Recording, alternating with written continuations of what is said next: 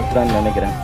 இவங்க தான் இதை தான் பண்ணணுன்றதெல்லாம் கிடையாதுங்க. இன்னார் இந்த வேலையை தான் செய்யணுங்கிறதெல்லாம் எப்பயோ மாறிடுச்சு. யார் வேணால் என்ன வேணால் பண்ணலாம், யார் வேணால் என்ன வேணால் ஆகலாம்.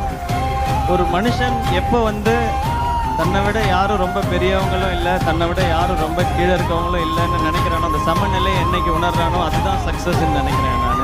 தான் ஒரு மேட்ச்சில் வந்து அவுட் ஆகிட்டோம், தோத்துட்டோம் அப்படின்னா அந்த அந்த மேட்ச் தான் முடியும், லைஃப் முடியாது.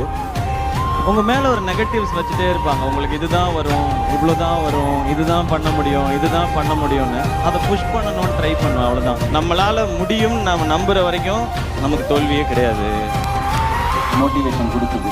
ஏன்னா நம்மளை யார் வெறுக்கிறாங்களோ அவங்கள பற்றி ரொம்ப யோசிக்கிறத விட யார் நம்மளை ரொம்ப ரசிக்கிறாங்களோ லவ் பண்ணுறாங்களோ அவங்களுக்காக ஏதாவது செய்யணும்னு தான் ஓடணும்னு நினைப்பேன். பட் இல்லை, நீங்கள் ஏதாவது ஒரு அச்சீவ் பண்ணீங்கன்னா கூட அதை பற்றி நெகட்டிவாக சொல்கிறது தான் ஃபஸ்ட்டு என்ன யோசிக்கிறாங்க. அதனால அதை பண்ணிட்டான்ப்பா, அந்த பொண்ணு அதனால அதை பண்ணிட்டுப்பா, இதனால தான்ப்பா அவன் மார்க் வாங்கினான்.